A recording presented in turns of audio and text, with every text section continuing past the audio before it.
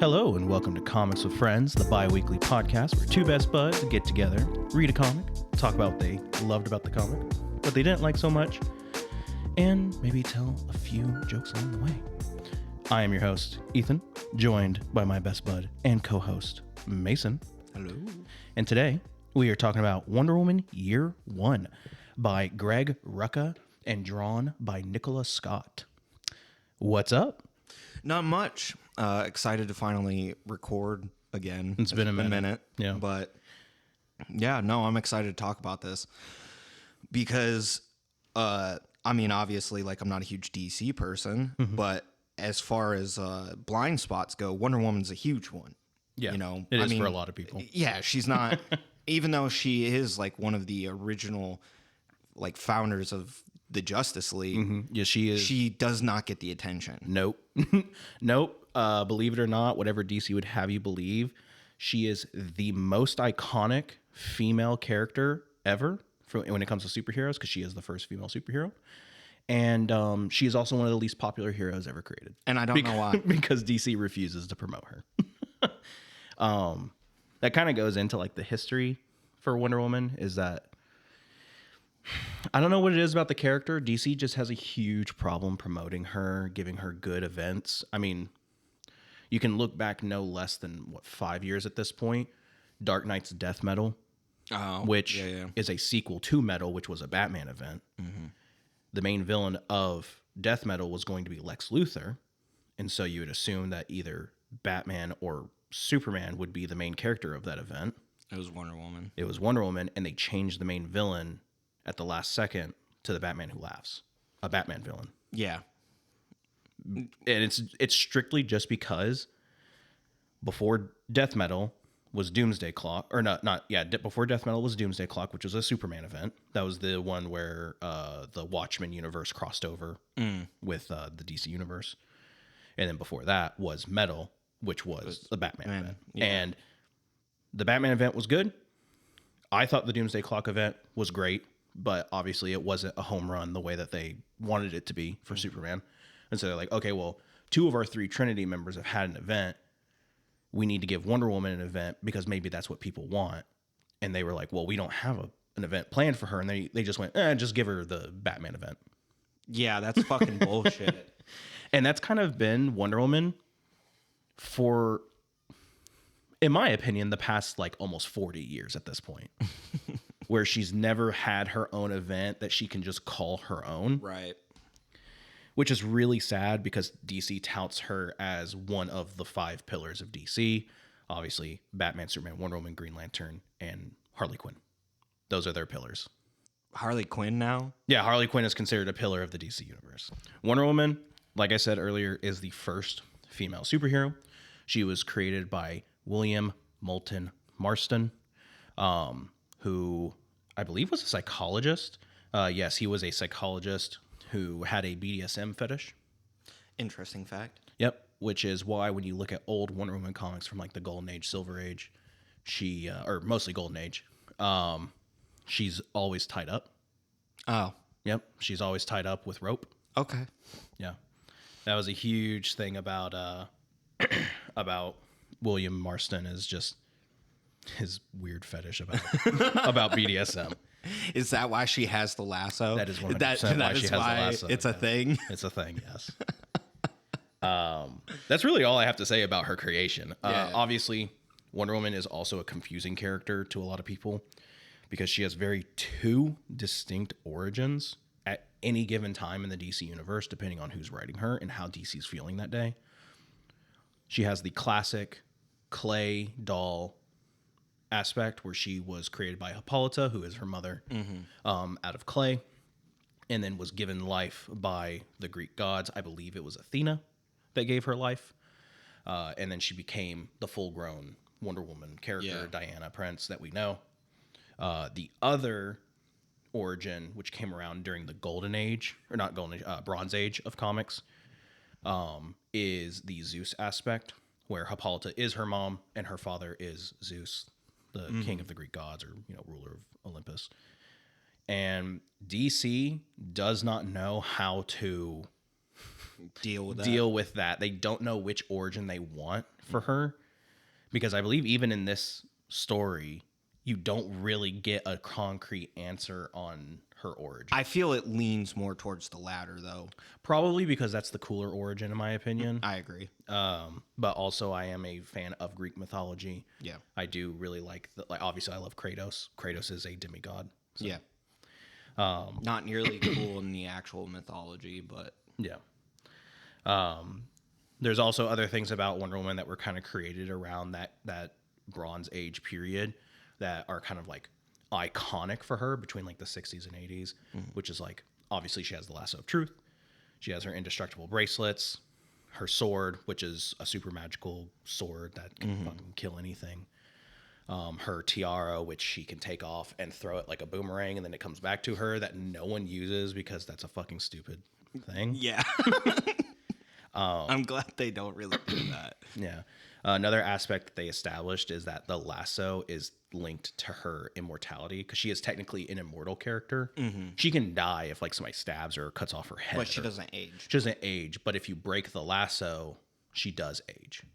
Because Wonder Woman is super old. Yeah.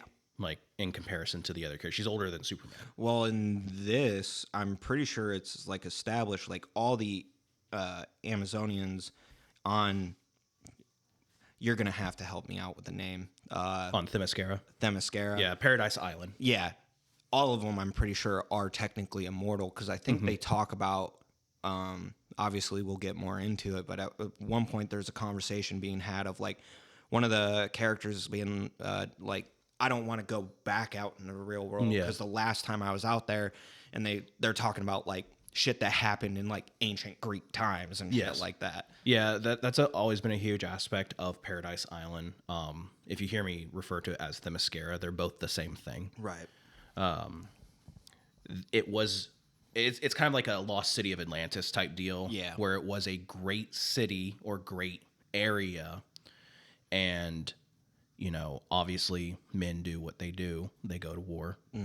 They want to challenge each other, and the women of that region had just kind of gotten fed up with it, and they used magic, because obviously magic is a huge part of DC, and they sealed themselves away from man's world, as they call it, which is just their term for saying the normal world. Yeah. So if you hear them say man's world, they are just talking about like the normal world. Yeah, back to in this case modern society, but yeah, no, I'll give you kind of like just I enjoyed this story, but I think whenever we first got done with it and we talked about it briefly before we played like our Fallout tabletop, I was like, I liked it, but I didn't really like the ending. Yeah, that was spoiler alert. I kind of like Mason just said, I feel as though the story has a good start. It does seem like the story is told mostly through Trevor's perspective, who is the main love interest for Wonder Woman. Like that's who he is. It has a good start. I do love the mythology of Wonder Woman, but the execution, like 2/3 of the book is really good, and then the last third is just kind of meh. Is it Trevor or is it Steve? Steve Trevor. Oh. Sorry. Okay. Sorry. That's my where bad. I got confused. Yeah, it's Steve Trevor. In my notes, I have him as Steve, and I was like, maybe I'm just a fucking idiot. No, I'm an idiot, and I got it mixed up. I don't know why I thought his name was Trevor Steve, but no, it's Steve Trevor. Okay. I'm glad we got that clarified, because I would have been confused Hey, for here's the the rest thing. of this.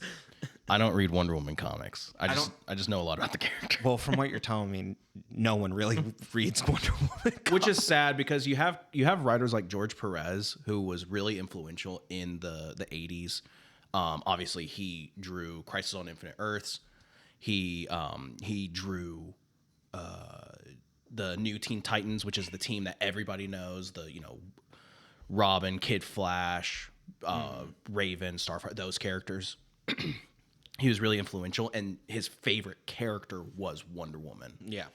And let me tell you, while he did his stint on Wonder Woman, he made some pretty good stories, and DC tried every way possible to just fuck him over. That's sad. Like, I believe at one point there was an anniversary for Wonder Woman coming out. I think it was her 50th anniversary.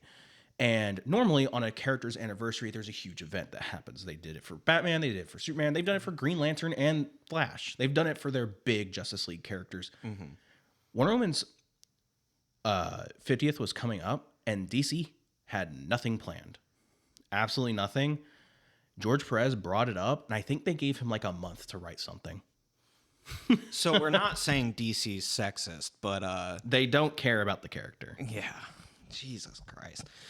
I mean, and that's really sad because, again, like, I'm not a huge comic book reader, so even with Wonder Woman apparently not being that popular, I'm like, this is it's an interesting character. Yeah. Like, I enjoyed it, and like, it's just sad to see one of their staples just be mistreated as a IP. Like, I could never see them doing this to Batman. Oh, hell no. So we open this story with a semi-narration. Now, they don't use narration bubbles for the most part. It's normal speech bubbles.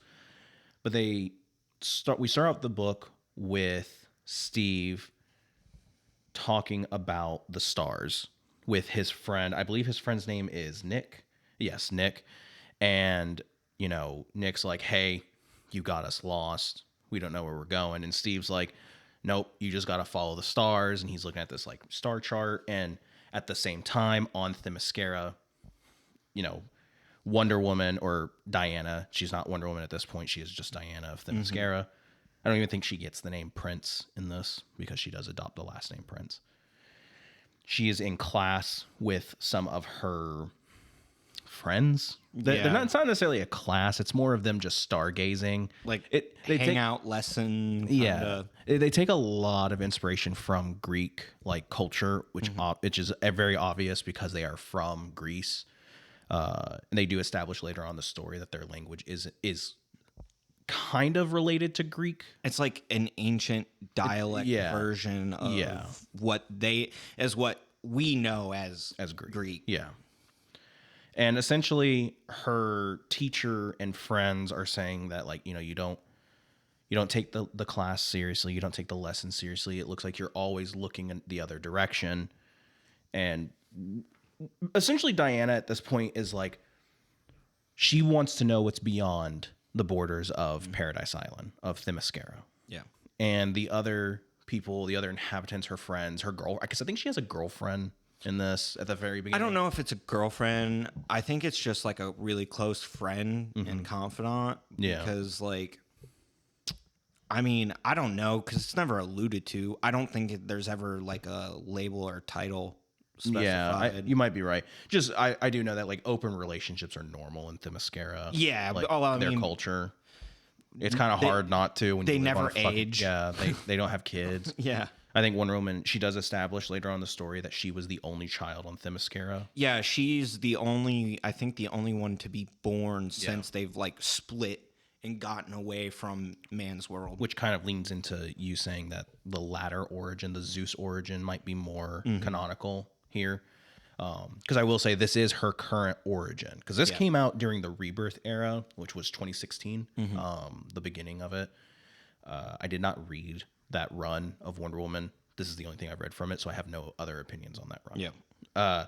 But either way, she's talking to her friend, and you know, she gives her opinion of like, you know, we need to, or I want to know what's out there. And her friend essentially says like, man's world is a dangerous, primitive place. You don't want to know what's out there. Yeah. And essentially Wonder Woman's like a child. She's like an innocent child throughout this entire story. And I have a problem with that. From a personal viewpoint, as somebody who has been reading comics for this long, for, you know, 20 years, almost.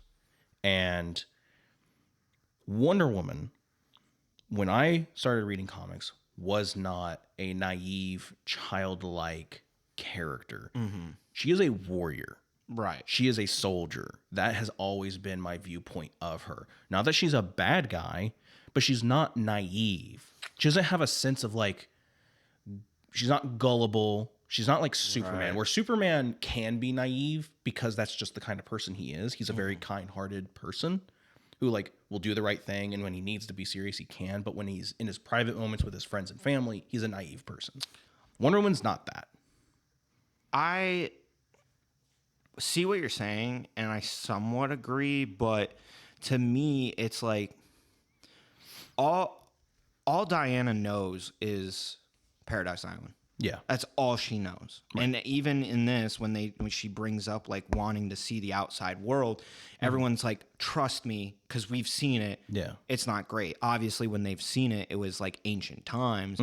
But it's like all she knows is Paradise Island. She wants to experience the world and stuff. And everything they have there on Paradise Island is, either ancient Greek-like or like almost fantastical in nature. So seeing our sciences and stuff like that when she comes to man's world, I can see how someone would treat it like, with like a childlike naive wonder and stuff, even if they're a warrior or mature and things like that. Because it's like, you take any of our modern sciences back in ancient times, they're thinking you're casting spells. Yeah. You know what I mean? Like, they're going to treat it like that. Now, I will say they do kind of have technology on Themyscira. It's abstract technology, but they do have some technology on there to show that they have progressed, or that maybe like, because like Atlantis has technology. Well, I mean, that's why I'm saying it's more fantastical. Yeah. Because it's not like science. It's almost like in, I don't know if you remember Thor Dark World, because not a lot of people do, because that movie was awful, but when Jane Foster goes to Asgard, Thor explains, like, in my world, this is, you would call this technology. Yeah. But here we call it magic. Yeah. So, it's essentially like one of those situations. Yeah.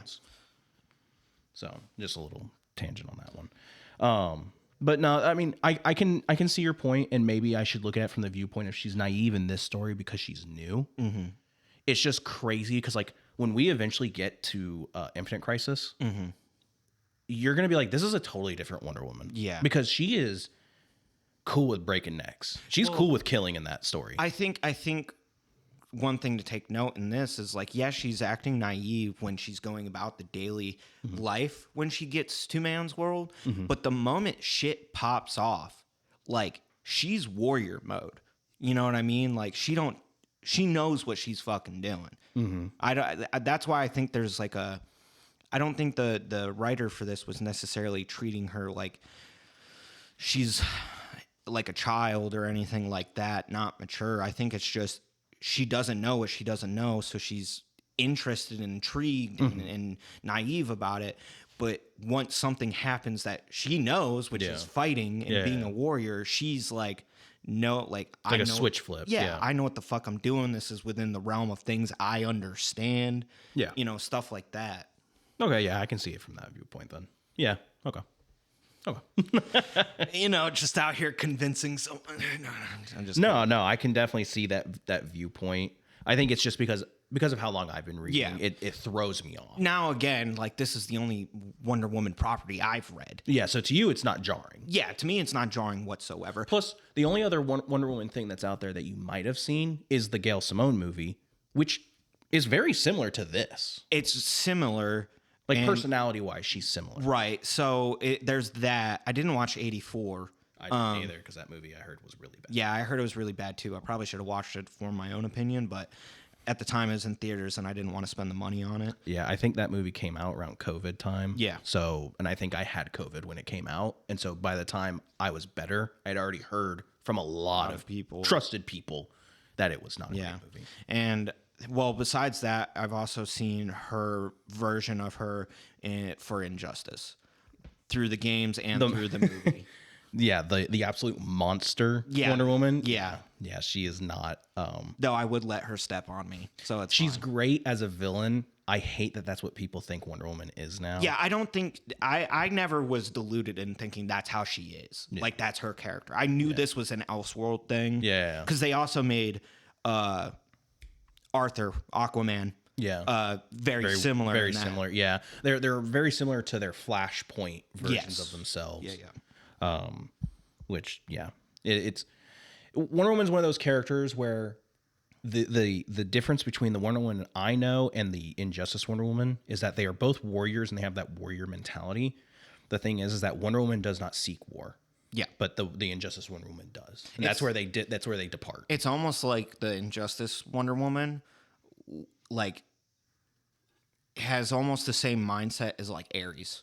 I think in that universe she kills Ares and becomes God of War. So I can't remember. It's been a when minute. we get to Injustice, because I have not read Injustice since it finished. Yeah. So when we read it, we'll do that. So Wonder Woman, she goes back home and she meets Queen Hippolyta, who is her mother, of course.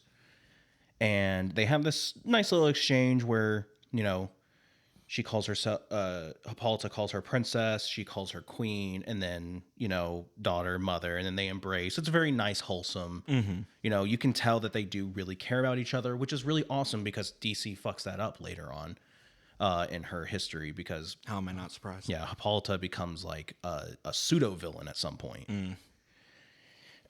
And that's when we get a little bit of a...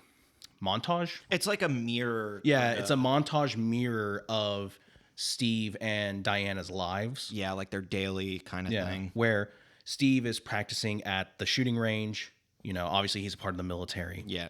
That kind of deal. Shooting the shit with his friend Nick. Yeah. And Wonder Woman is practicing her archery. And you see she messes up at first. And then her instructor kind of criticizes her. And so to kind of, you know, show off, she takes 2 arrows and then gets bullseyes right through both. Yeah, of she the rings. Yeah. Yeah. Which kind of cool. I like that. And then you see Diana participating in, you know, some type of event. Steve and Nick are at a bar. Mm-hmm. Nick hooks up with this girl. You see Diana training again.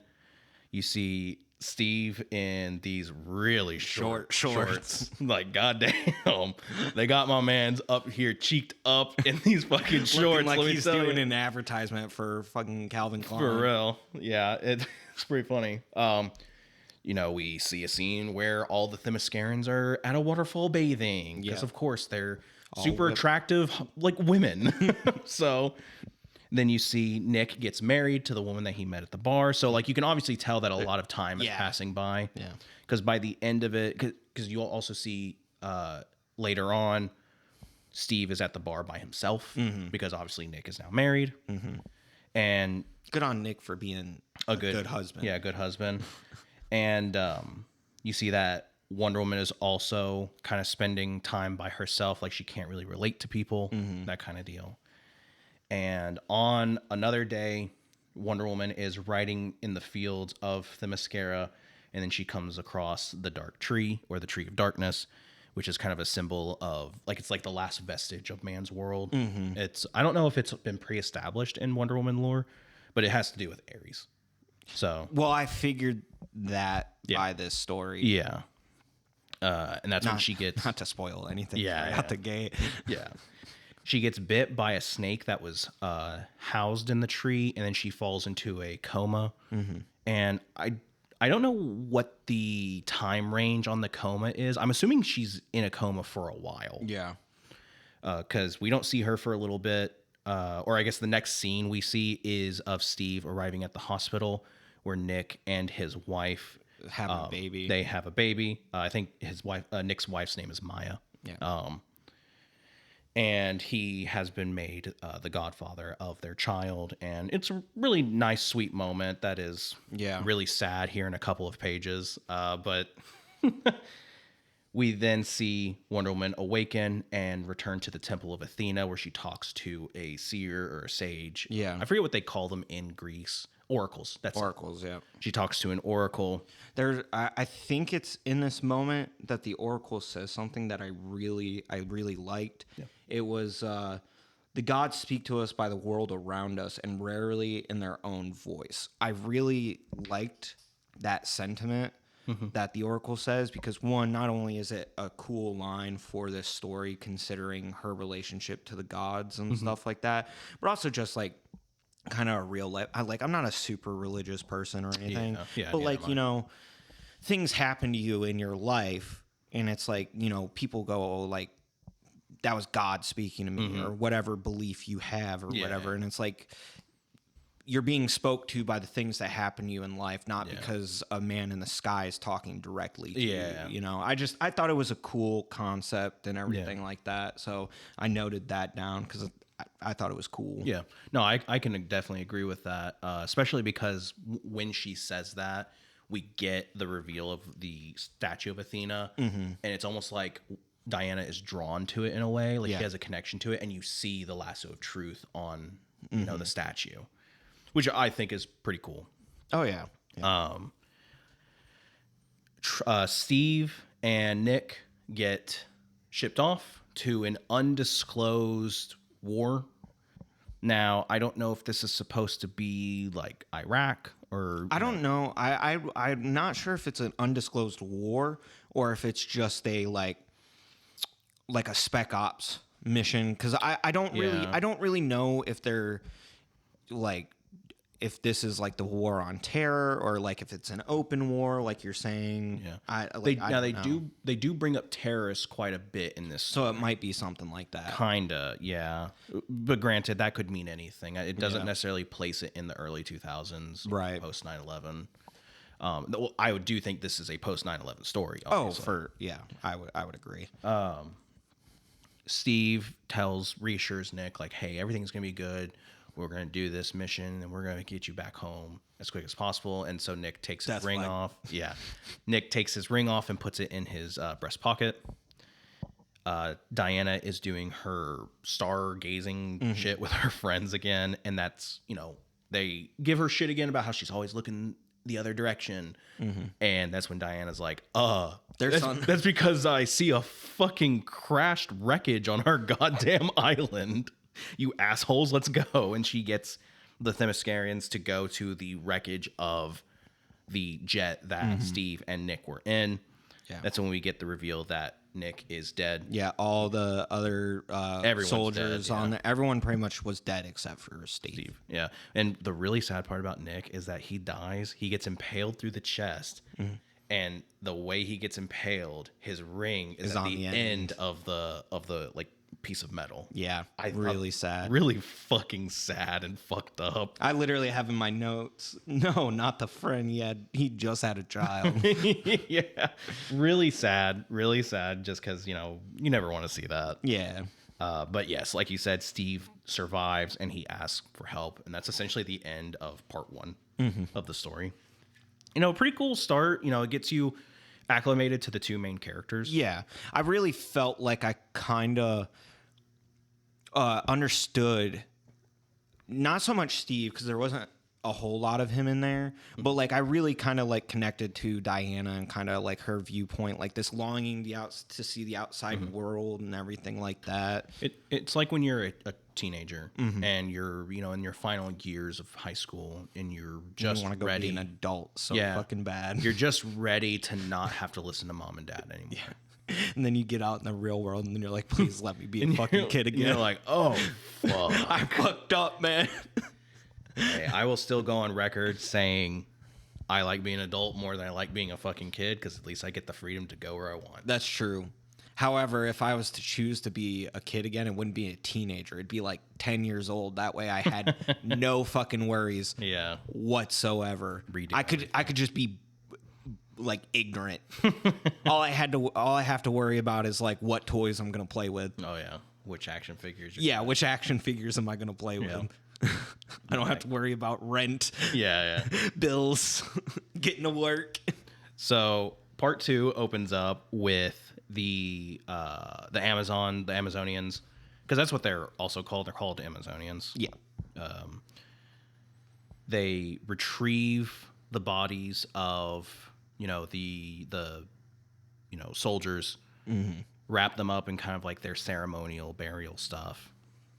They explain that only one of them survived, that being Steve. And they also talk about, you know, the weapons that they brought, and you can see them, you know, looking at the weapons. Yeah, they're like studying them and stuff. And that's when you see that it's actually like a council of, you know, like Themyscira, like the wisest members of their island. Like got these fucking names. Queen Hippolyta. Hippolyta. She's like the head of the council. Yeah, of course. Yeah. Yeah. And they essentially say, like, you know, man's world has found Themyscira, and They're like freaking out a little bit. they're freaking out a little bit. And I think they imply that they're going to, like, kill Steve, because, like, they can't let him go. Because And they can't let him live there. Yeah, because they don't want him. I don't see why he couldn't live there. Well, they explain that they don't want man's corruption, because the moment you involve a man into their society, I guess, yeah. obviously people, you know, Steve's not a bad looking guy, so Yeah, that's true. I guess. And My thought was that, like, they're immortal. He's not. Yeah. So, like, what's, like, the harm, of, like, 50 years? but it's know? it's that feeling of, like, they tell you can't, so you want to. Right. Yeah. That's true. And obviously Diana, the moment Steve wakes up, instantly forms a bond with Steve. He can't understand her because obviously they speak two languages, two different languages. But she can tell that he is hurt, and he knows that, you know, Nick is dead and that all of his men died as well.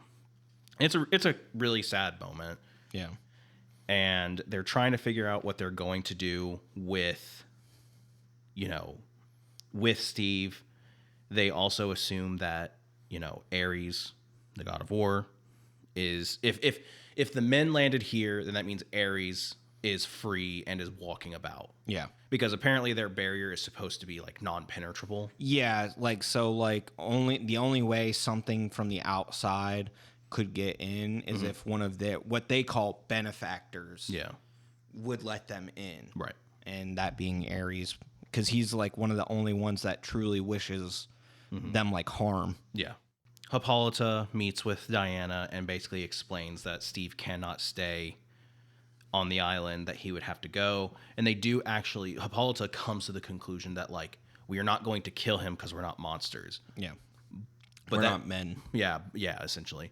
But that does mean one of our own has to leave to man's world to take him. And Diana instantly is like, I'll do it. And Hippolyta's like, that's not fucking happening. Yeah. You're my daughter. Yeah. Well, because it wasn't just to take him there. They were like, okay, we need a champion to basically go to man's world and help them, knowing that Ares is probably... Because he'll corrupt them. Yeah, because just Ares like how is he out did and before. about. Yeah. And so, but like you're going to be getting to, they, once you leave... You can't come back. Yeah, you cannot come back because it's like being tainted. Yeah. It's like how the Amish, you know, they send they send teenagers to the you know, modern society. Rumspringa or something like that. Yeah, and you know, if they partake or indulge in the vices of modern day life, they can't come back.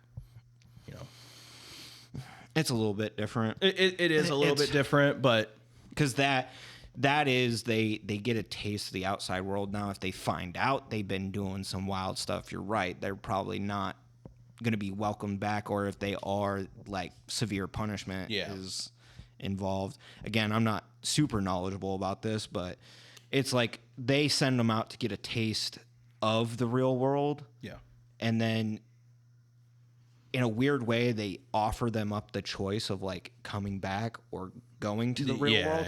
But it's not really a choice, like, because obviously, like, there's people, like Amish people, who have to, like, enact services from people to leave the community and stuff. But it's like, once you leave the community, you're done. You're cut off. There's nothing. I don't even recognize you as a family member, all that shit. But this is like, they're sending you out as a champion. Like, you have, like, all the backing of Paradise Island and everything and all the Amazons, but you can't come back here. You know, which I will say, they kind of nag on that point later on. Yeah, because, like, I figure as much. Paradise Island gets fucked up so many times in the DC universe, and they're like, Wonder Woman, please help. Yeah. And, like, they have exceptions, like Superman can come. Yeah, but it's also like, because he's basically a god. It's Superman. Yeah, they're like, he's not a man.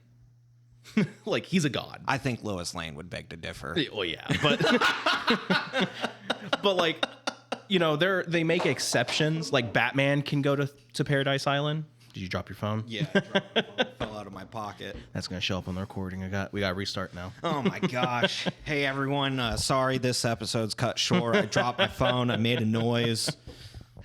But no, like Batman can go to Paradise Island. Yeah. Which I always found kind of odd. That like Batman's That's allowed to because go. he's not a man. No, he is a god. He is an entity. Yeah, he's a bat god.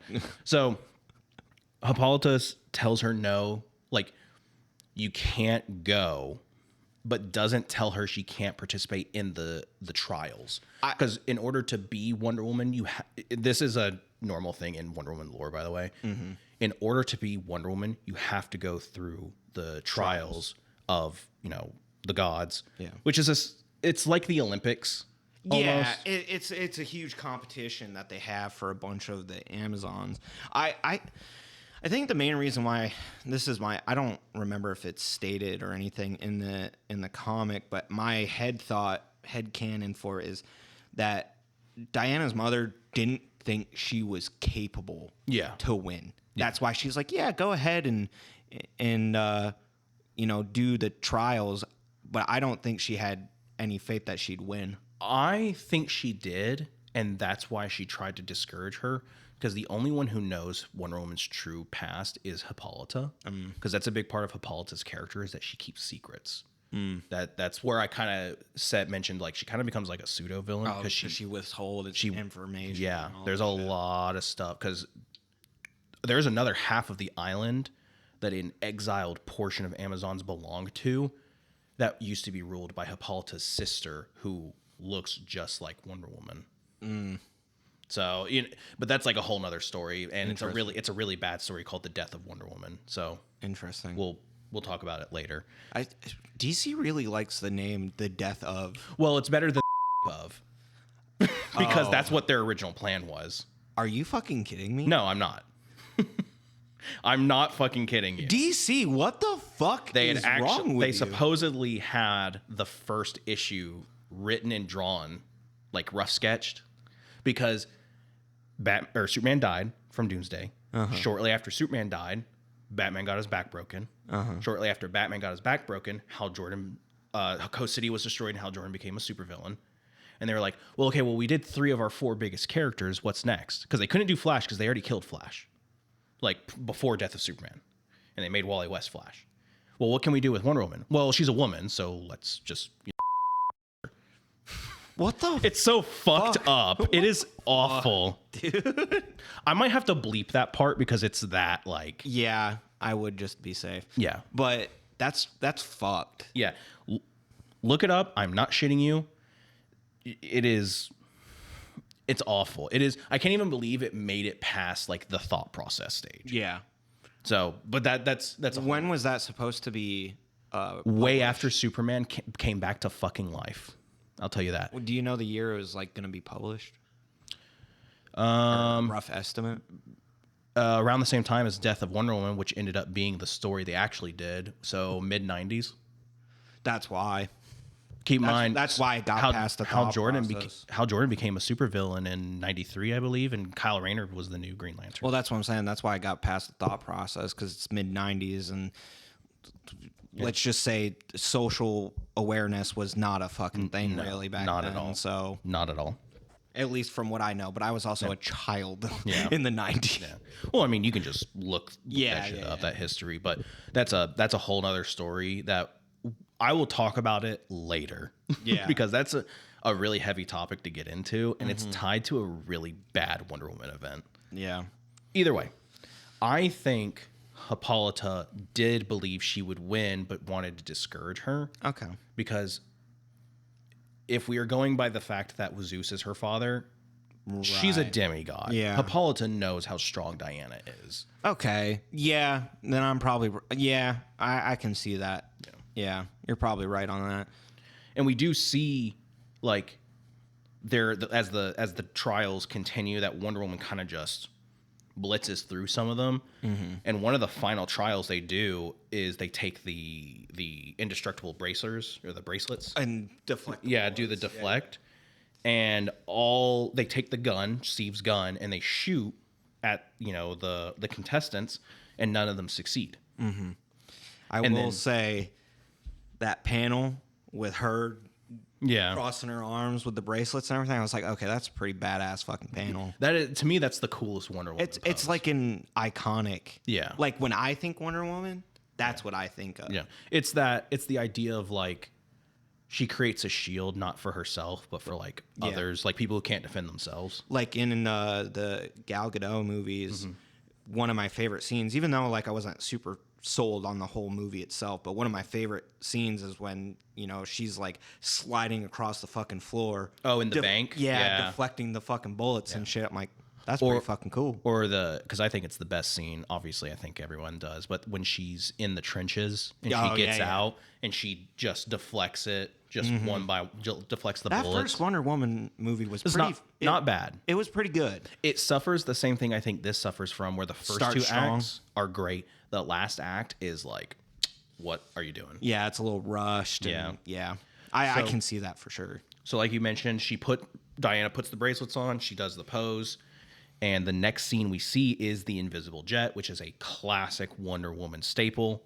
Which I did not know. Again, maybe it's just for this comic. I didn't realize it was invisible because they put a certain type of scales and shit. That I think is established in this. Okay. I don't think that's normal. Before, because the invisible jet was invented for the old Super Friends cartoon. And it was just to give Wonder Woman the ability to fly. Yeah. Because she used to not be able to fly. But now she can. Now she can. I don't think she does in this. Yeah, she does. That's right, because she gets visited later. Yeah, we'll talk about that.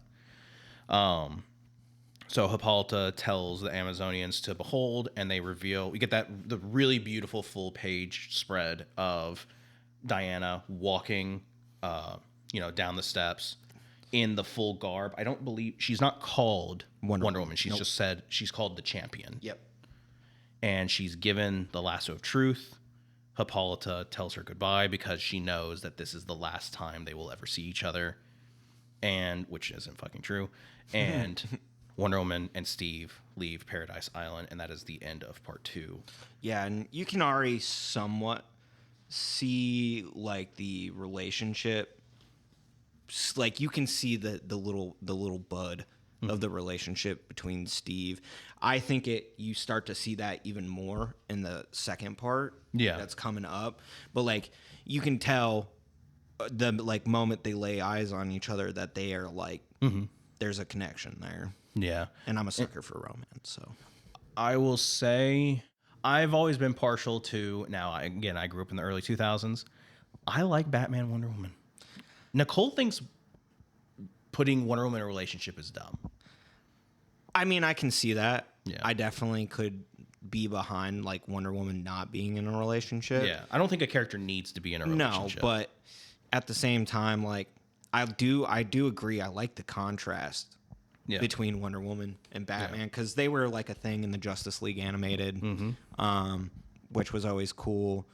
But at the same time, like Wonder Woman, I will say I don't like the Wonder Woman Superman. I don't either. I think it's. I think that's too boring. To be honest with you, yep. I honestly think Wonder Woman. I think I'm gonna put my stake in Nicole's camp because Wonder Woman to me, I don't think I like as much as nice as it is, and I like Steve and Diana. I like now that I'm kind of thinking about it, like I don't think she necessarily needs a it's kind of how I feel about Hal Jordan, Green Lantern. Yeah, where I don't necessarily need him to be in a relationship to like the character. Yeah. And sorry, I think there's something going on in the background. So if you guys hear some noise, I'm very sorry. We gotta scrap the episode.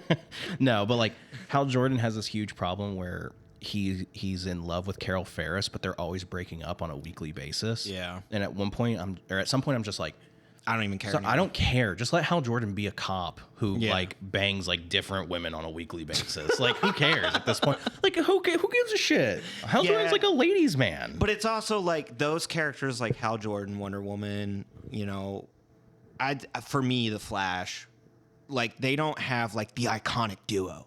You know what I mean? Like Flash does. To me, yeah. He's Barry Allen is married to Wally West's aunt, Iris West. I mean, okay, maybe for a DC fan and stuff. But like to me, as like a casual reader and stuff, the only two iconic duos I can think of is Superman and Lois. Yeah. And then like Batman and Catwoman. Yeah. Like- even then, I'm not sold on the Catwoman thing. I'm a big fan of Bat and the Cat. I bet you are, and I bet you like seeing them fuck on diamonds too. No, that's just Spider-Man and Black Cat. I was such a simp for Black Cat growing up. Oh my goodness. So back to this. You're not even going to acknowledge No. me. Let me tell you, Ethan. I had Spider-Man 2 for the GameCube, right? Mm-hmm. And there was Black Cat mission in that game, right? Mm-hmm. You know? And at the time, those graphics were amazing. Yeah, on the PS2 On my GameCube. or on the GameCube. Yeah, that's isn't that what the same? It's the same game. It is, but let me tell you, that game in Black Cat awoke something in me when I played that game. I realized I like leather and I like hot women. And you like cats. I like cats, but not like that. Anyway. So part 3. So we open up part 3 with Steve and Diana, just talking. Yeah. They don't understand each other still because they still speak 2 different languages.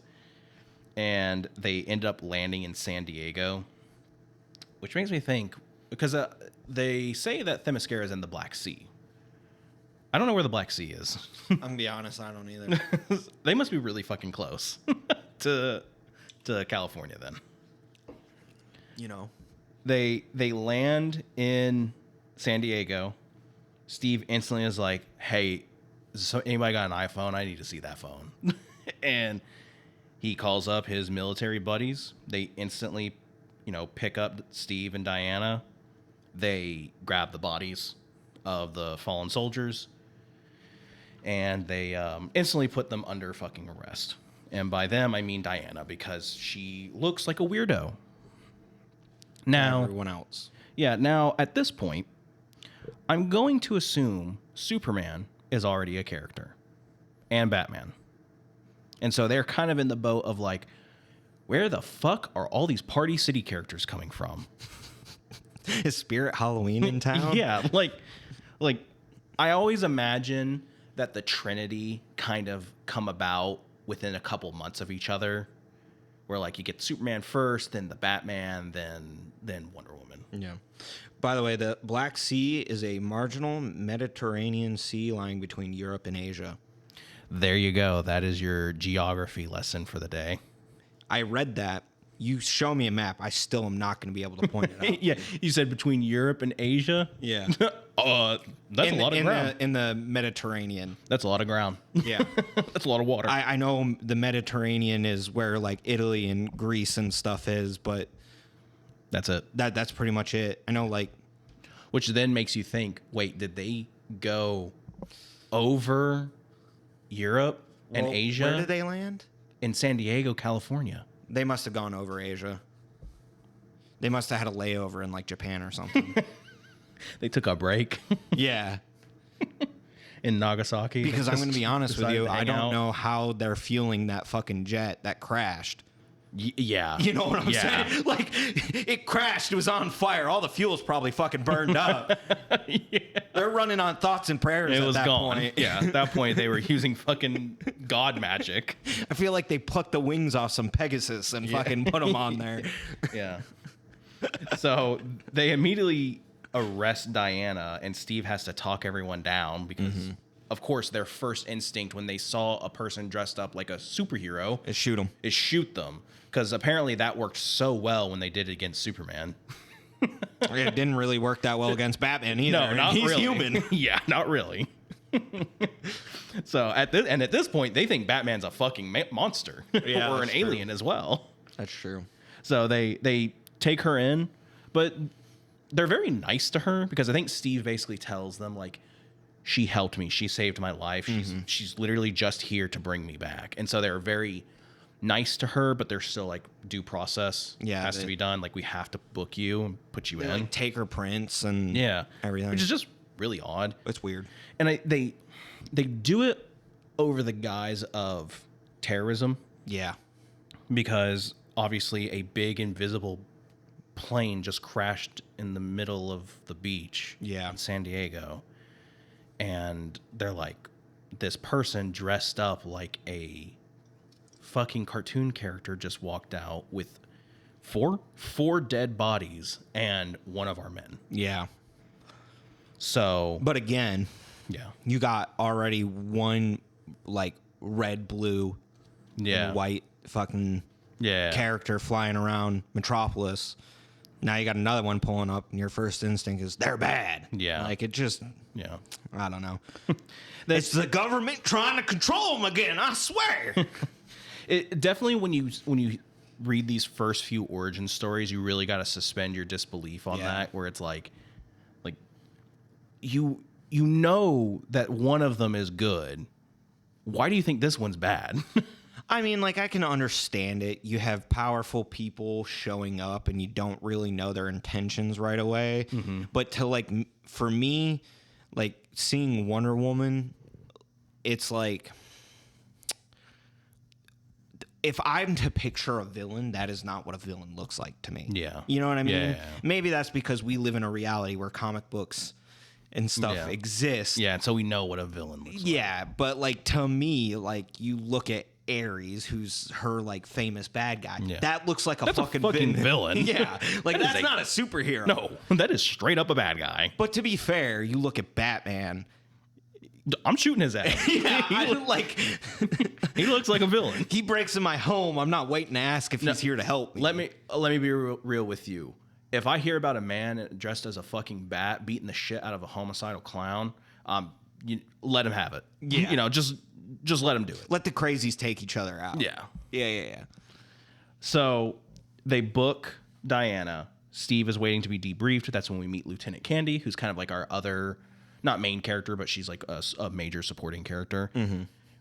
Basically, giving her the breakdown of everything that happened. Candy is essentially like, hey, I trust you, Steve, but like we can't let her go, especially because we've been dealing with a lot of terrorism things. And I think it's at this point they bring up the SEER organization, or the SEER group, which is like a terrorist organization. Oh, yeah. Or SEER. I don't know if it's SEER or SEER. Like SEER.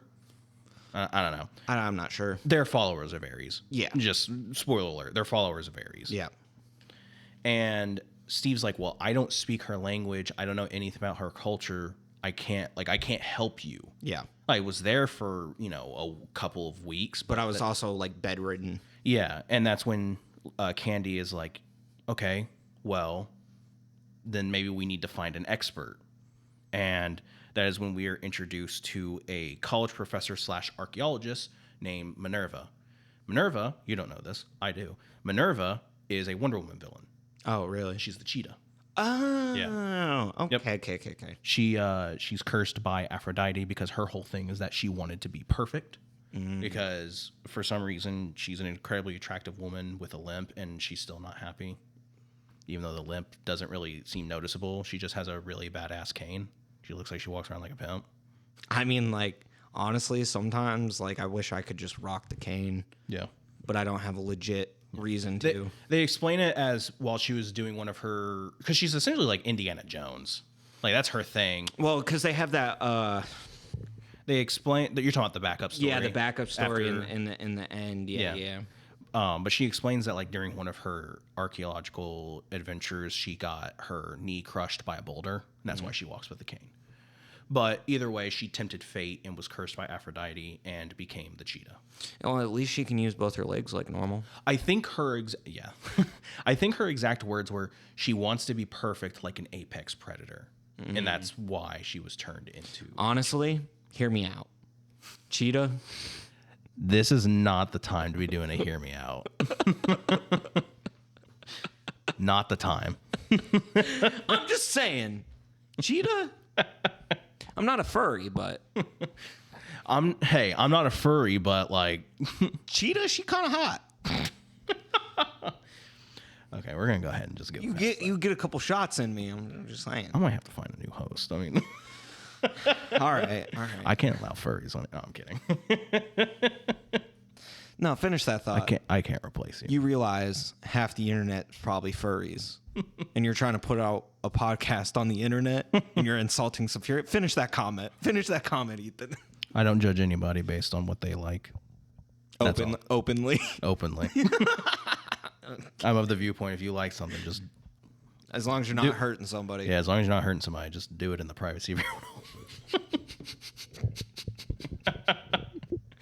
That's going to piss people off. I know this is really random. Do you understand how much furry costumes fucking cost, dude? Oh, dude, they are expensive. I knew someone in college who was a furry. I knew somebody, and they told me about it, and I was like, wow, first off, why are you telling me about this? Second, no, I didn't care. Like, they were good people, so I didn't care, but they were telling me about it, and I was like, that's fucking expensive. Like, where do you even get the money? And I went to an art school, so because me and you went to the same fucking school. Yeah. And I was like, you definitely don't make enough money to afford that costume, and you go to an art school. What the fuck? I am convinced that half the economy is run off furries spending their money to make their costumes.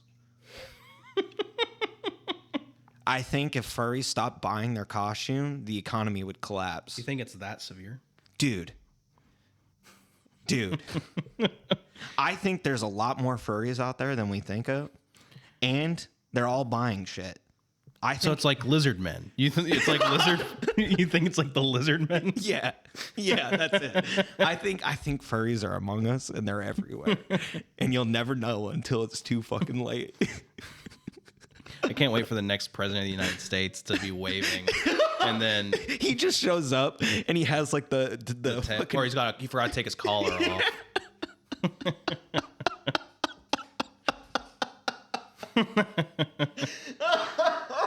I'll be honest, that is probably the least of my worries if I see that on a president.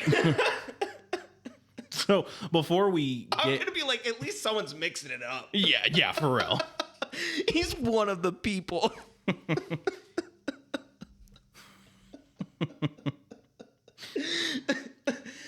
I'm dying. This episode has been a roller coaster of topics, let me tell you. I'm sorry, Wonder Woman. I really am. We're talking about how you need more attention, and we're going off on all these tangents. So we do kind of a similar thing that we had in chapter 1, where you get to see two perspectives, but it's not like the past. You know, like it's like not over the course of several months. Mm-hmm. It's over the course of one night, and it's Wonder Woman in the cell. She's sad. You see some animals starting to approach her. Yep. And at the same time, you see Steve go to a house. He knocks. It's Maya. And, you know, he gives her the news. And it's really sad. Yeah. And, you know, he holds Nick's baby, his daughter. And, you know, it is nice because Maya doesn't, like, blame him. Mm-hmm. I think she just kind of, you know, she tells Steve, like, make sure his death wasn't for nothing. Yeah. Now, I will say, because, you know, you had mentioned what the purpose of their mission was. Mm-hmm.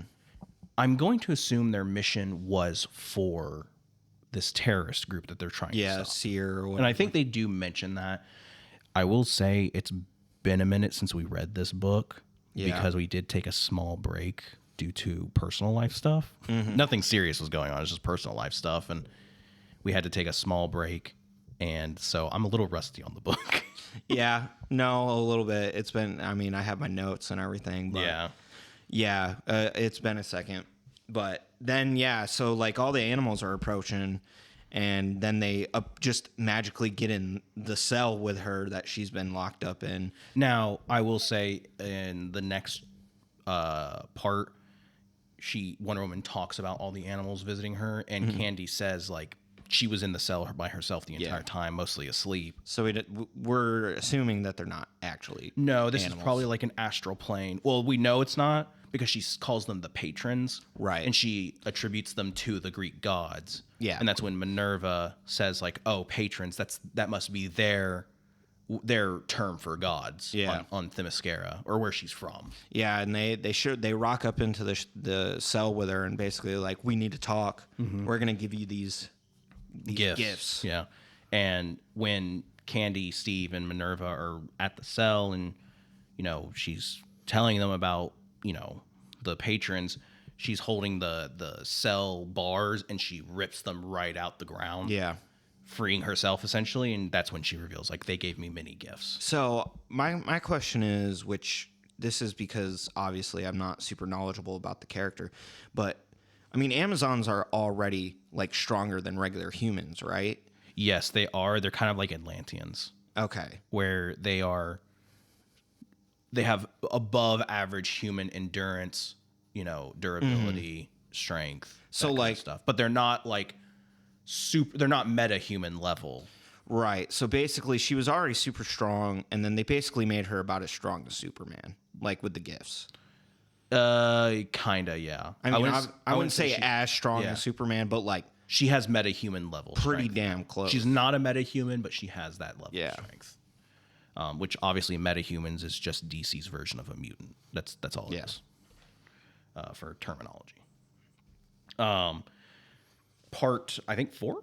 Yeah, part 4 opens with Candy and Steve trying to convince one of their higher ups to let Diana roam free. And at the same time, he's essentially like, what the fuck are you talking about? Yeah. Because right now I'm dealing with terrorists, and as far as I know, she is one because she just landed an invisible goddamn jet in San Diego. Yeah. And let me tell you, last time we had a jet crash in America wasn't good. Was not fun. Let me tell you. Yeah, we didn't want a repeat of that. Yeah. Well, a third time. I'm just being honest, But somehow they convince him. They convince him to let Diana go, and they take her to this absolutely wild looking mall. Did I get you on that? Come on, you're a native New Yorker. I fucking hate you. You're a native New Yorker, man. Come on. We never forget. You were born and raised in that fucking state. There's 2 things I remember. It's that day and fucking Reach, okay? Like Man. God damn. all right. This episode, I might have to censor a couple things in this episode. Yeah, you're fucking treading the line here. So they take her to this absolutely wild looking, like it looks like a Van Gogh painting type mall. Like it looks crazy. And they're trying to essentially get her acclimated to just modern day life because she can't go back to Themyscira now, so she's here. So might as well get her used to it. And Diana, at first she's like, wow, this is wonderful. And then she's noticing things that like she doesn't necessarily like or makes her feel uncomfortable. Like, there's one scene where it's like a swimsuit model and lingerie and high heels. And it's kind of like a mini commentary on like how us as a society, not just in America, but, kind of worldwide, where we put a lot of beauty standards on women. Yeah.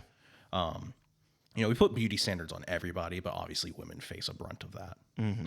And it makes her feel uncomfortable, which is, interesting. They don't really go too deep into that, but Yeah.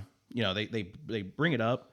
And like Wonder Woman's always been portrayed as like super beautiful. Which she is. Which like I am unsure why they necessarily brought forth that idea of like the beauty standard and stuff like that, because as far as I know, as Wonder Woman's been written, is like she's just naturally she gorgeous, is. Yeah, and stuff.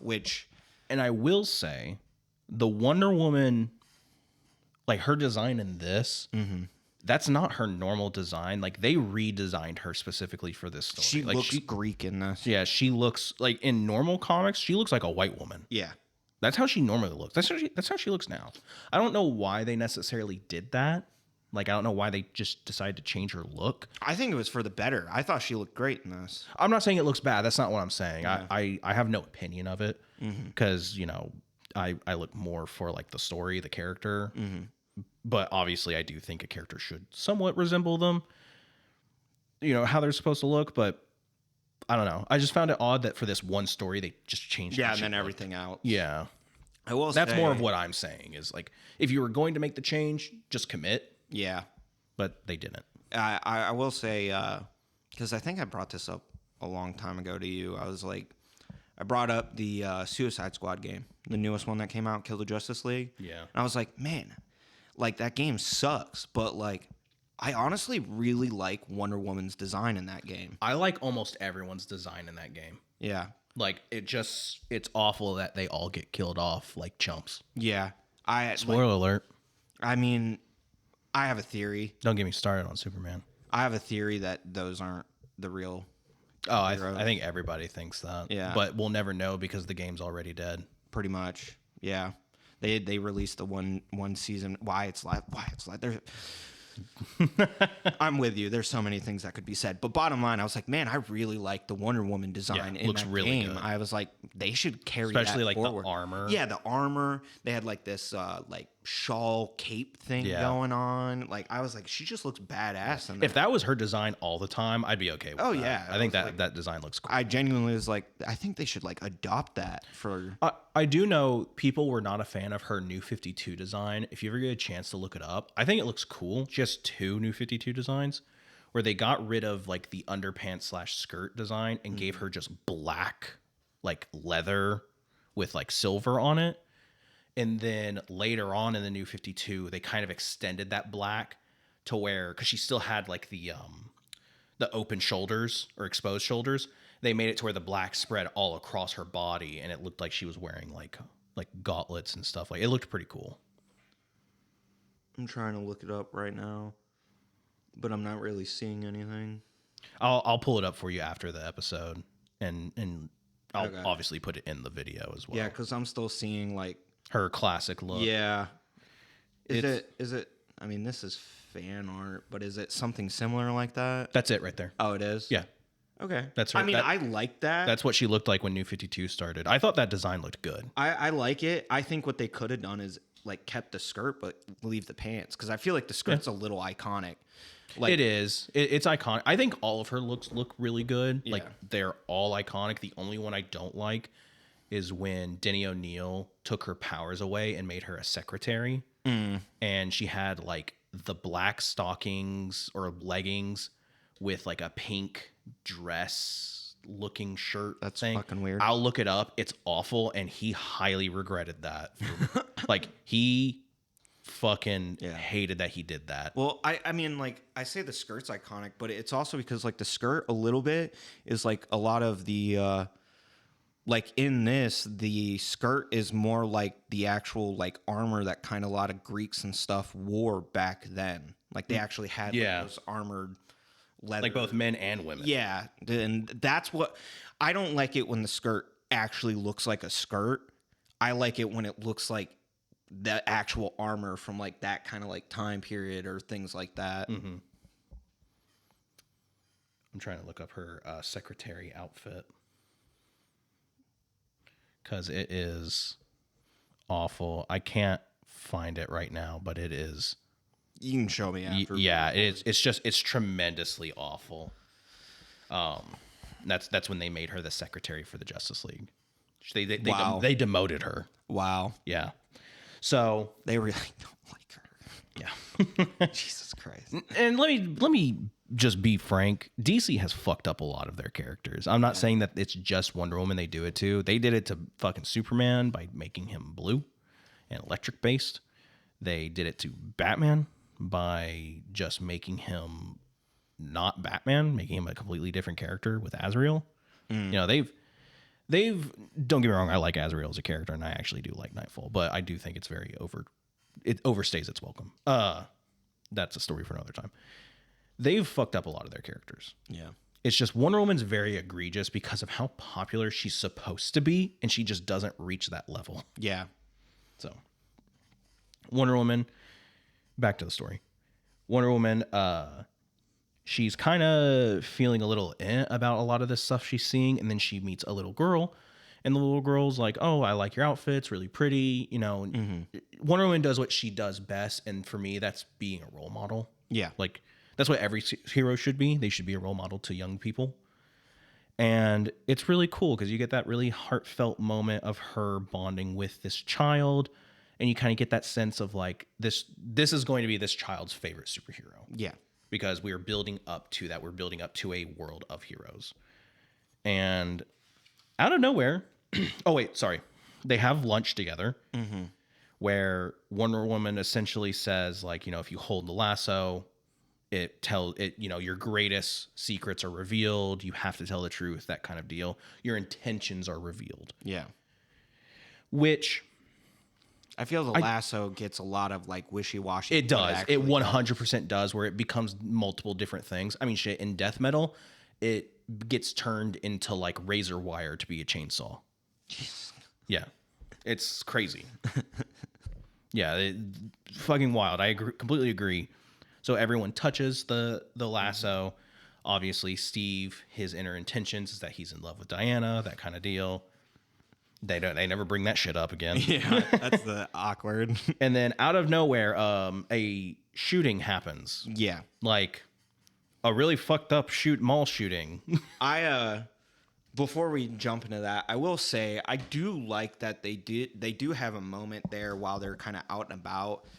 I do like the whole idea of like they're like teaching Diana like the language and thing like that. Yeah, and she's like slowly getting I don't know what it is, but when stories do stuff like that, like it just makes me appreciate like, especially when a character is obviously not familiar with the culture of like the world and things like that, or like they speak a different language. It just makes me feel like there's a natural progression through the character. Yeah, like I completely agree. emphasizes that to me because like, yeah, they could have easily done like just a cut of like, oh, like we spent 2 weeks teaching her the language and she caught on real quick, but they decided to like literally do like, hey, we're going to actually have her pick it up slowly and everything like that. And I also think it works with Minerva being the one teaching her because it one establishes a I guess a lore and relationship between Diana and whenever she becomes the cheetah. Yeah.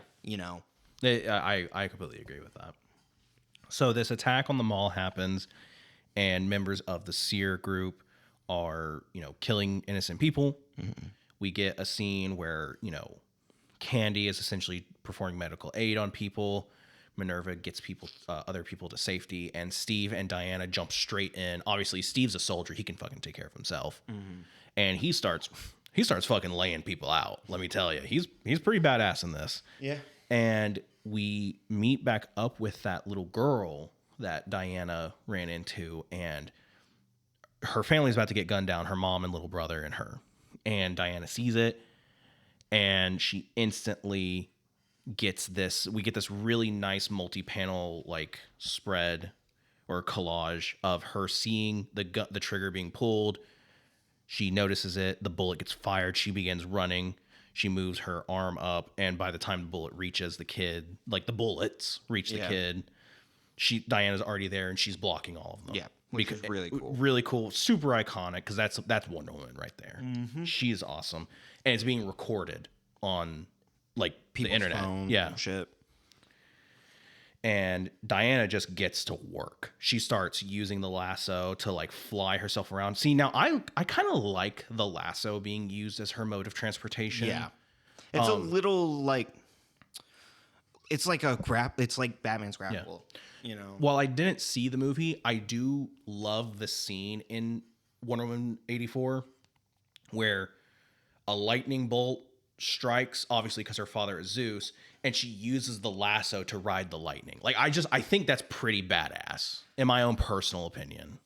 Like, obviously you got Metallica reference right there, but like, I think it's cool when she uses the lasso in magical ways as a mode of transportation instead of her just flying.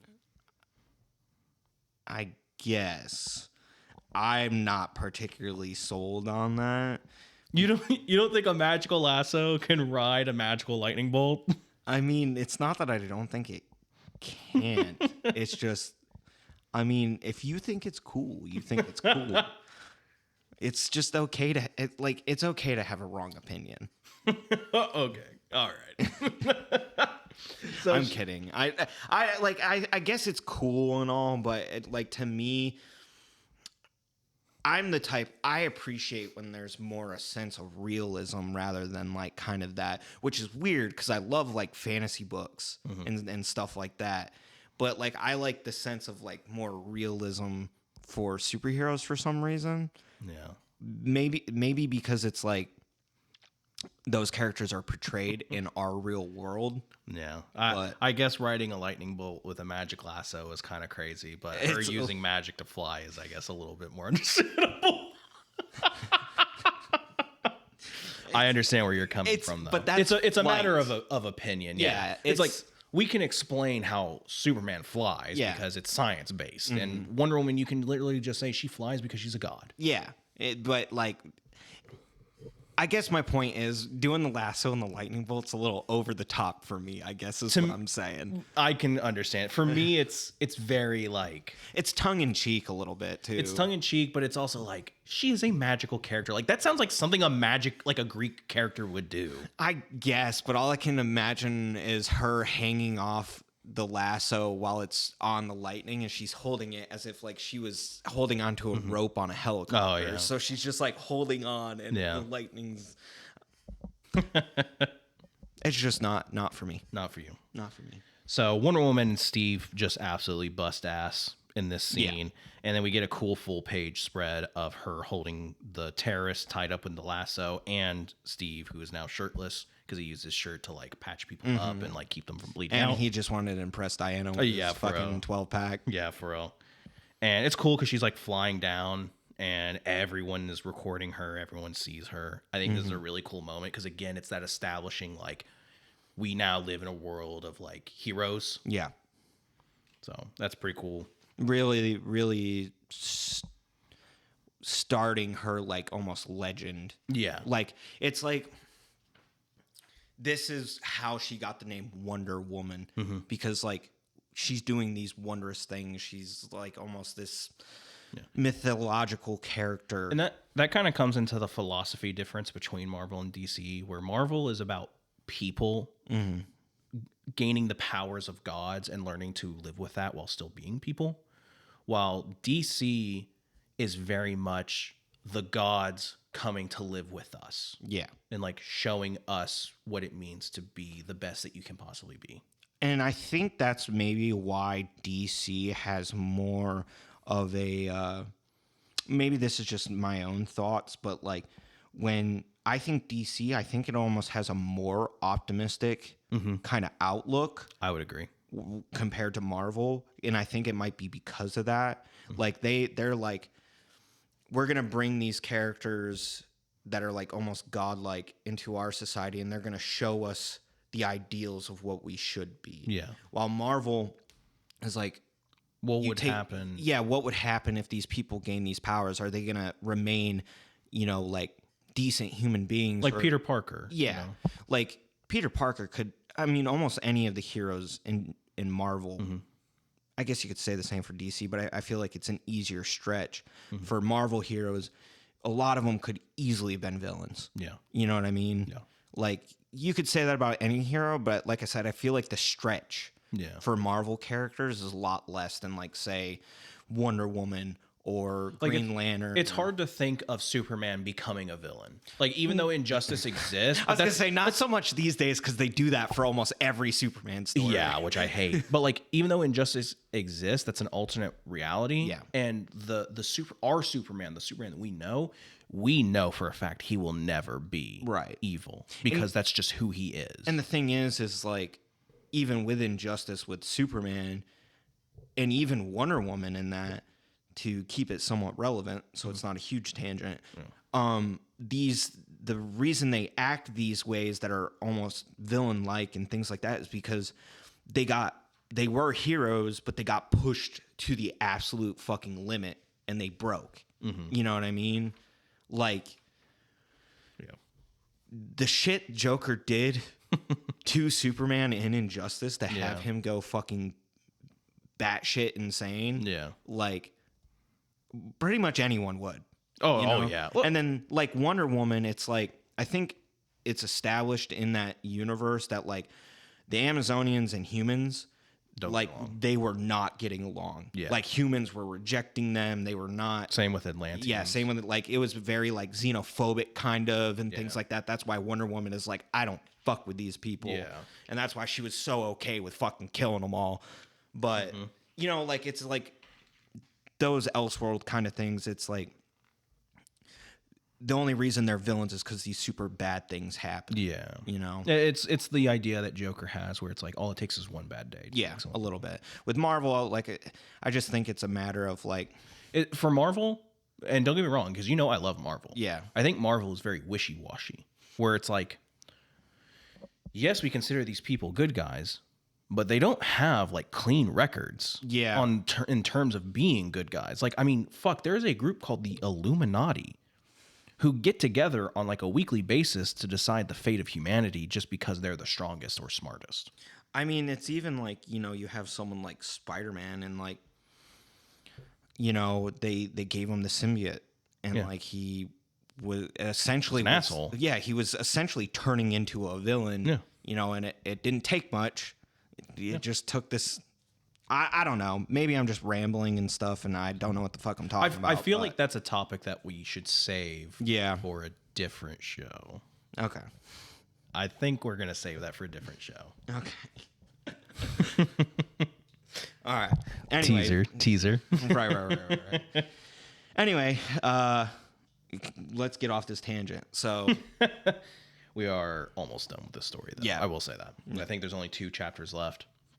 At the end of this chapter, that's when they do reveal that the terrorists are a part of the Seer group yeah, they show they have a tattoo or something. of the Tree of Darkness. Yeah, which which- is the tree that Wonder Woman saw. Yeah, and which we kind of spoiled earlier is a reference to Ares. Yes.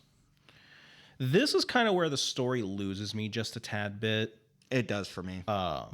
Where Wonder Woman is all over the news, which she should be, you know, and people are talking about her and they're like, oh, I think they make a really cool reference. They call her Superwoman, and they also ask if she's an alien like the one from Metropolis. Yeah. So they establish that Superman is known. Yeah. So he is around. And so that's why they name her Superwoman. And I do think it's kind of funny that people are like, really? Superwoman? Yeah. Just because there's a Superman? Yeah. Like she doesn't even have an S on her chest. Yeah. I think it's the color scheme. it is, obviously. Yeah. So they're all sitting in the office talking about the Seer organization, and they are also talking about what they're going to do with the terrorists that they did capture. Minerva basically reveals that like the symbol is related to a god. Obviously, it's Ares. Diana and Steve are in the fucking desert doing stuff. They're like testing out her gifts. Oh and yeah, shit that. They're testing out her gifts. She can fly. She has super strength. She can block bullets. Because Steve, I love this little picture of Steve with a fucking rifle shooting at full auto with a big ass smile on his face, and Diana blocking him with a big ass smile on her face. I'm like, that is so psychopathic. It's fucking ridiculous.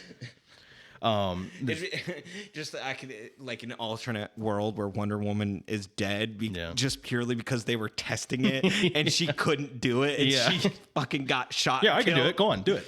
Yeah.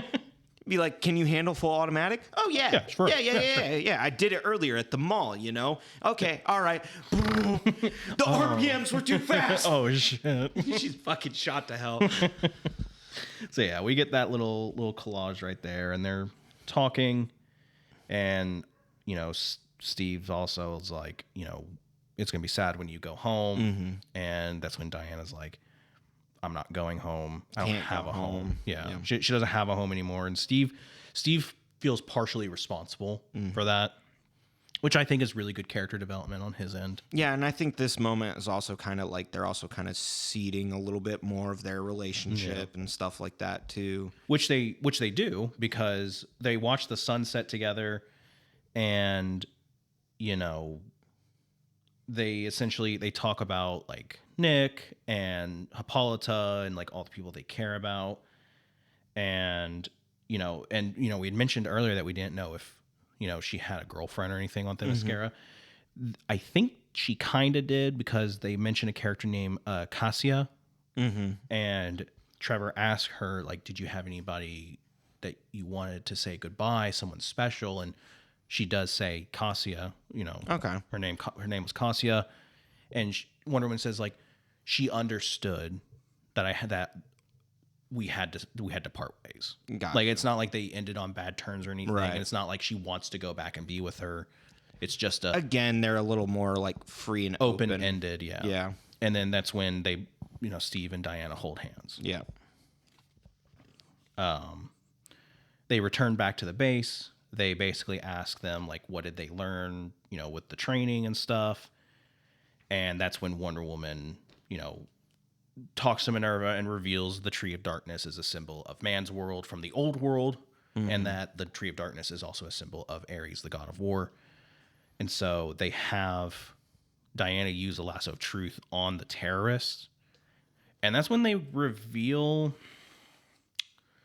that there is a thing called the Maru virus, which is like a Soviet Union like drug that's supposed to induce like rage in soldiers. Yeah. And like, I'm sorry, it's just that whole plot point. Kind of bullshit. Yeah. I would have much rather them just say Ares radicalized a group of people. Yeah. That are just like these people are crazy and But essentially, that's the subplot of like the drama is that the Seer group is going to unleash this virus, this rage virus. Yeah. Into the populace and is going to make them go fucking cuckoo bananas and start killing each other. Which is it's dumb. fucking stupid. Yeah, it's really dumb.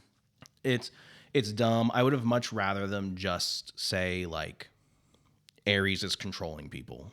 And then you know what the thing is I feel like this with them using that virus subplot or whatever, that they're seriously Misconstruing.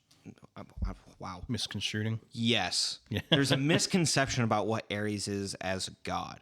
Ares is not, at least A schemer. he Is a schemer, but like not on the same level that like the Joker is a schemer. Yeah, but like it's like Ares is a god of war, not a god of violence. Yeah. You know what I'm saying? Yeah. Like he's there for battle, war. Releasing this virus and just having people go fucking crazy and killing each other, that's not war. Yeah. That's violence. I think in the DC universe, because like obviously Athena is also technically a god of war in Greek mythology, but she's also a goddess of wisdom.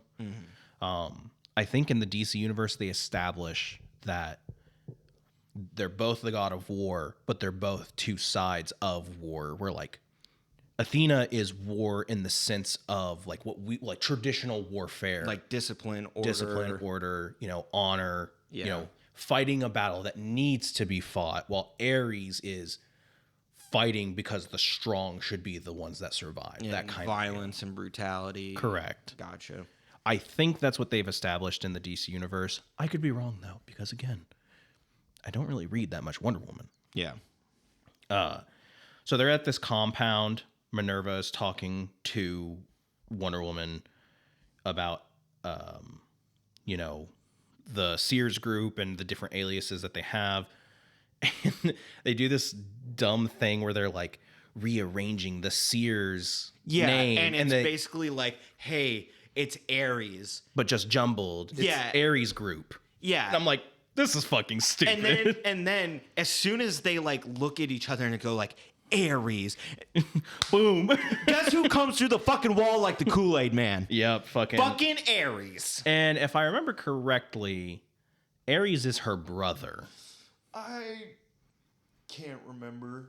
Because like Ares is Zeus's son, correct? Yes, technically. Then that would make them brother and sister. Yeah. So yeah, he is her older brother. And in the final part of this story, Wonder Woman or Ares grabs Steve Trevor and is like choking him out. Wonder Woman starts fighting him. This fight was super underwhelming. It was because it's very much like the Wonder Woman movie fight where it happens in one area and like no one is involved except for Wonder Woman and Steve Trevor. And there's not even really a fight. No, not like, really. They like talk at each other and then there's like a couple panels. Yeah. This reminds me of the Ghost Rider fight with Blackheart.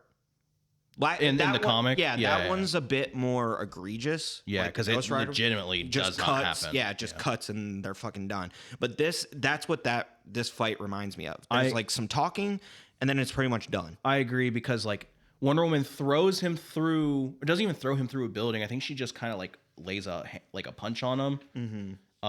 Yeah, she lays one punch on him, and then Ares starts talking her down and basically tells her like, it's in your nature to be a warrior and to kill, and that's all that matters is killing and stuff. And Diana just gives up, and then he starts to infect her with like the rage like virus thing, and she starts bleeding out of her eyes and shit. And yeah, Ares tries to do talking no jutsu on her. Yeah, and it doesn't work, obviously. Yeah.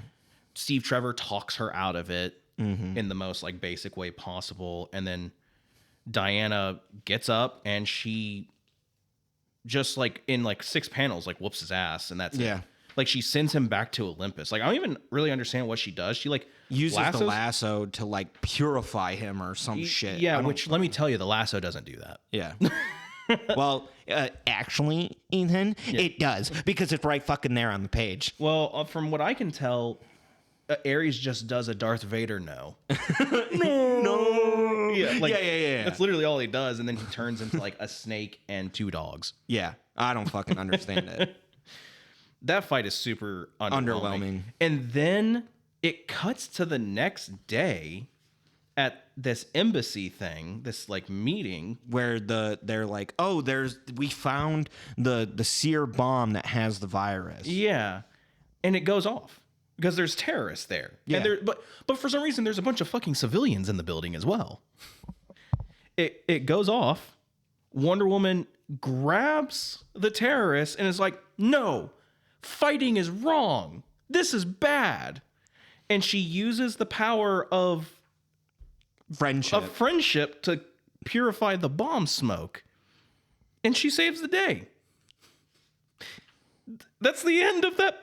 That's not the end, but that's literally the end of the conflict there. Yeah, and then Steve and her embrace, and then it's like showing. Yeah, it's like a couple days later, and they're all on vacation. Lieutenant Candy, Minerva, Diana, and Steve. This must be longer than it can't be, because he's still injured from Ares. And they have a cool reference at the very end where Steve's like, "Oh, you're becoming really popular," and it shows all these different news outlets. Yeah, and the one they focus on is the Daily Planet, which names her Wonder Woman. Yeah. And then it's the end. And that's the end. There are a few backup stories. There's one really bad backup story in here where I didn't read any of them. It's her first meetup with Batman and Superman. Yeah. Except it's post Rebirth, or it's during Rebirth, because you can tell because Superman is wearing his Rebirth outfit, which he has never worn anywhere except Rebirth. Don't know how the fuck that got past editing, but whatever.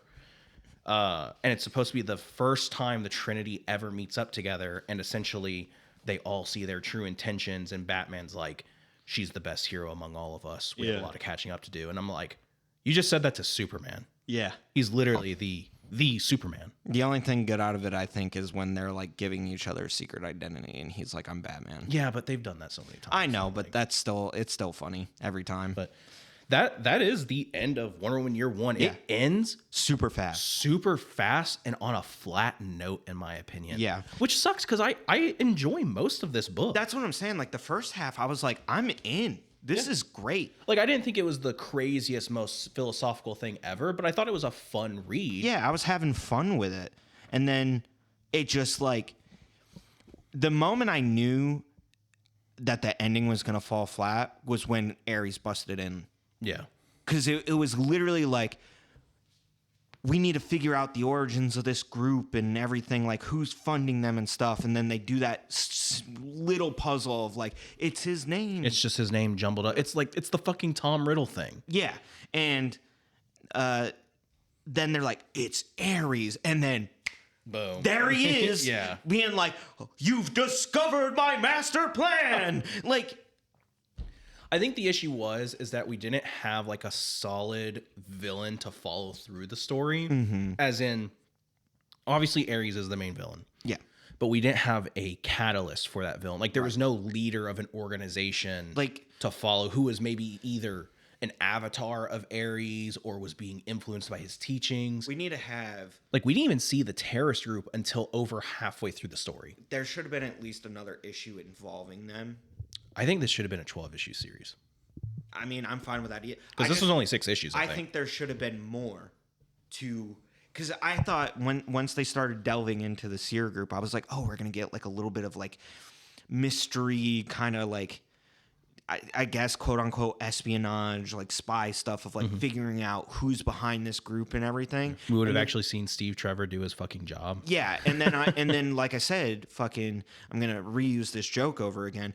Fucking Ares busted through the wall like the Kool-Aid Man. Yeah, and was like, "Hi, it's me." It was me the whole time. Yeah, like fucking Lionel Richie. Hello, is it me you're looking for? Hey, he never says goodbye. I completely agree with you on every aspect in that sense. It's just, I don't know. It sucks because I really want to be like, this is a great origin story, and it's like, it's fine.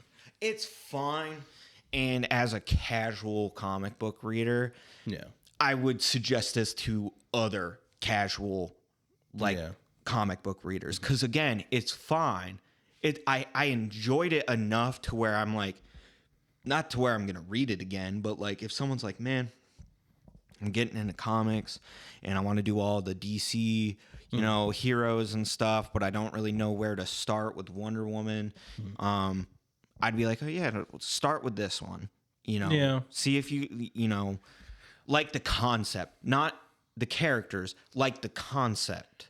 Yeah, I guess I guess I could recommend this. I would say either this or maybe if you bought the George Perez omnibus of Wonder Woman, because that has his entire run, I believe, of Wonder Woman in it. And that has an origin story for her. Oh, does it? Yeah. But it's not canon anymore, Right. obviously, because they've crisised her 7 times at this point. Just like almost everyone else. Just like everyone else. So I would agree with you on the casual aspect of it. It's just if you're looking to get into comics hardcore and you want to have a firm basis of every character, 2/3 of this book, super fun. Yeah.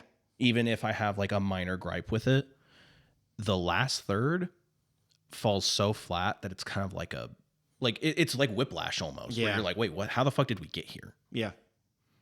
Like, That's why I say, like, if I recommended this to a casual person, which I am casual, non-competitive, I'm a competitive reader. I would say, like, read this to understand, like, to see if you like the concept of who Wonder Woman is. Yeah. Like because again, like most of her runs, you're probably not gonna really get the concept. Yeah. In the sense of like they're not writing her well enough. But like this this book entails the concept of the character. Like when they made the character, kind of what they had an idea for. Not that they followed up on it, but that's just my opinion of it. Yeah. Because like as a casual goer of DC and stuff like that, when I read this, I was like, oh, this very much kind of like falls in line and also informs me of like who Wonder Woman as a character is supposed to be. Yeah. Yeah. She is this kind of fish out of water, but really well-intentioned, like Amazonian warrior who, just wants to explore, like take in the outside world and be a hero for these people. Yeah. There's nothing wrong with that. With wanting Wonder Woman to be like that. I agree. I think every hero should be an inspirational hero.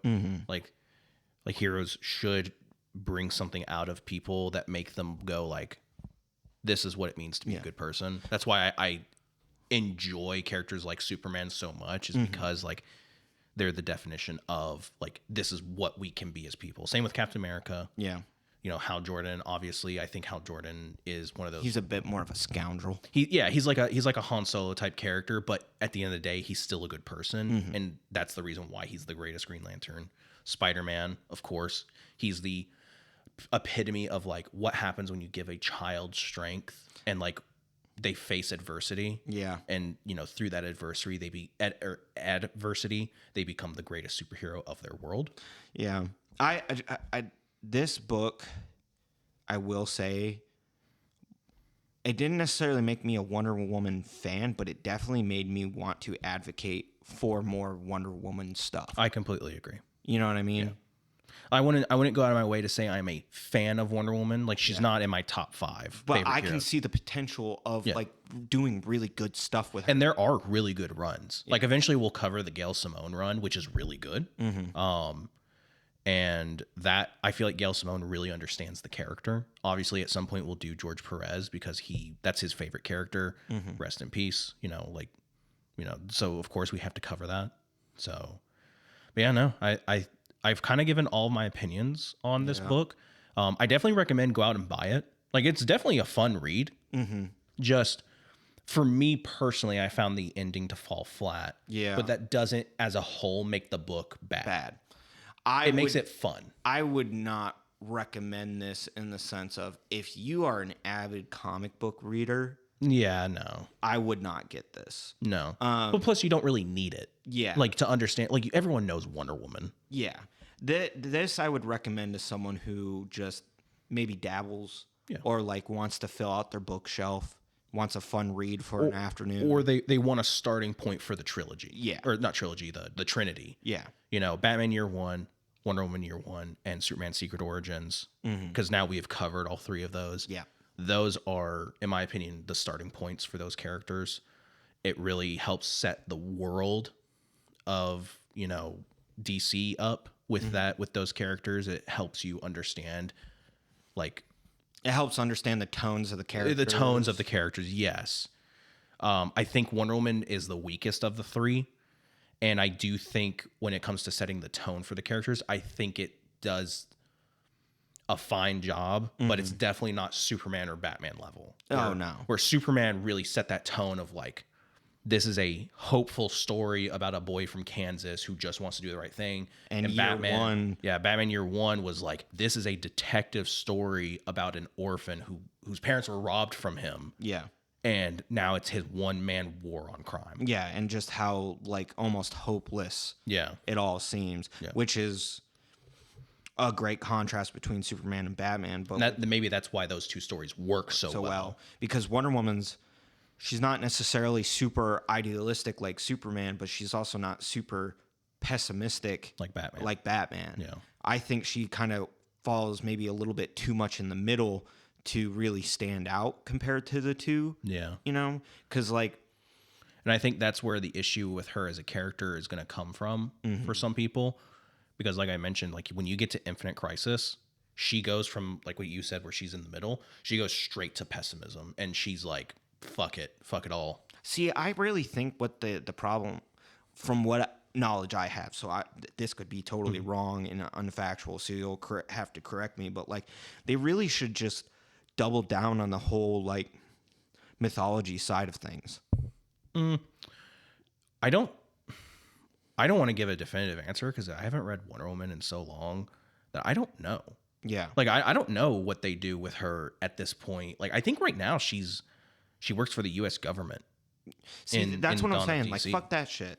Fuck like working with the government and everything. But when I was reading Rebirth, she was leading a Justice League team called Justice League Dark, which is your magic-based characters. Yeah. And they were fighting like Nordic gods, and they were fighting this man called the Laughing Man, which was an ancient magical entity that looked like a Guillermo del Toro character. I fuck with that. Who fed off of like dark energy. I'm not gonna lie, I fuck with that. They had one series. Great. They had one called Wonder Woman Batman, the Brave and the Bold, where they went to like a Celtic, like they dealt with Celtic gods and Celtic creatures. See, that's the shit that I'm talking about. So like maybe I'm wrong and they are doing that. That was almost 10 years ago. I'm just saying like they really should double down on like the whole I agree. mythology shit.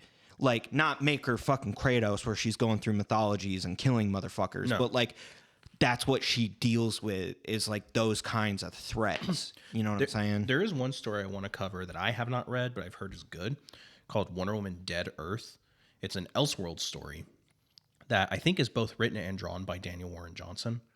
And it's about Wonder Woman set in the post-apocalypse, and she's like the last surviving hero. Why is it always Elseworld that's given us? I don't know, but it's a really cool story. Yeah. But yeah, no, that's basically it from me. Unless you have anything else. No, I don't really have anything other to add. I mean, I'm kind of with you. The ending of that was a super kind of flat, like letdown. Yeah. You know, but still recommend people pick it up if you're just casually wanting to get into the character to at least learn a little bit about the character before, you know, going full head into buying. Maybe pick up kind of like what she's about a little bit. Yeah. But all right. I think that is it from us. This has been Comics with Friends, the bi-weekly podcast where two best buds get together, read a comic, talk about what they liked about the comic, what they don't like about the comic, and tell some really, really edgy jokes that we might have to censor later in post-production. So I have been your host, Ethan, and I've been joined by my best bud and co-host, Mason. And we will see you next time. Bye-bye. Bye.